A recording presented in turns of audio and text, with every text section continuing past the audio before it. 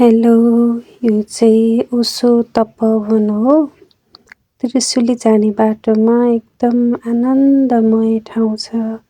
एकदम मनलाई शान्त गर्ने ठाउँ के।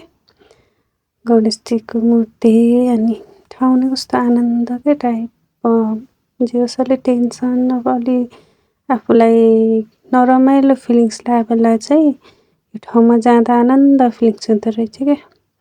अनि यो चाहिँ मेरो बहिनीको छोरी, उसलाई टिकटक बनाउनु पर्यो अरे अनि टिकटक बनाइदिएको क्या। क्युटी।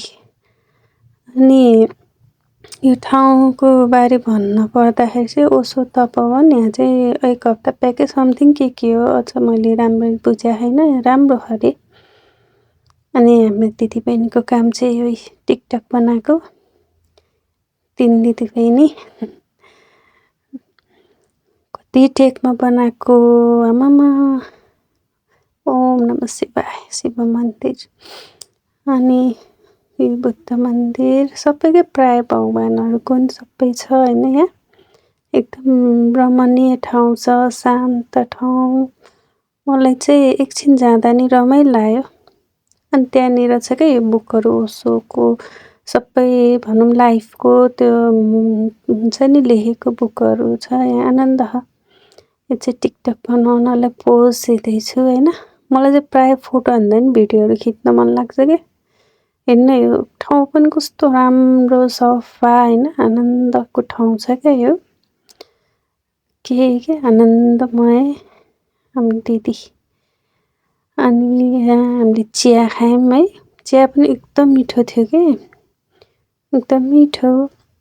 जुस यहाँ आएर यहाँ चिया खाएर भनौँ न आनन्दले बाहिर पनि छ बस्ने ठाउँ तर हामी चाहिँ भित्र बस्यौँ। राम्रो छ ठाउँ।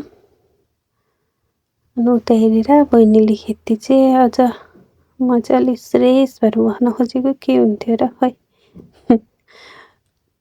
खासै भन्दा सिरियस हुने भन्न नि हाँस उठ्छ मलाई। चिया हामीले खायौँ हैन। एकदम मिठो लाग्यो। आनन्द यहाँ आएर धेरै हो हल्ला पनि नआयो क्या।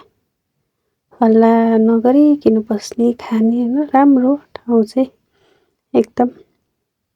अनि टिकटक बनायौँ यहाँ पनि आनन्द छ। हामी चाहिँ ठिक्क माथि अझ माथि पनि गएनौँ। त्यही हो। अब यहाँ जहाँ गयो नि यसो टिकटक त बनाउनु पर्यो हैन मुड फ्रेस मान्नु पर्यो नि। खिचनेको बिगारै गरेर अनि 2-3 टेक त हान्ने यसमा नि 2-3 टेक हान्यो बनाइयो। अब यसलाई स्लो मोसनमा लान शिवजीको मूर्ति अगाडि देखाएको थियो नि त्यही हो क्या।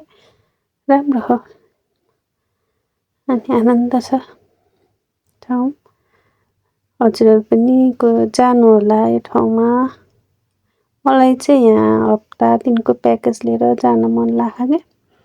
1 हप्ताको प्याकेज आनन्दले लिएर जान्छु। एक दिन जान त जान्छु।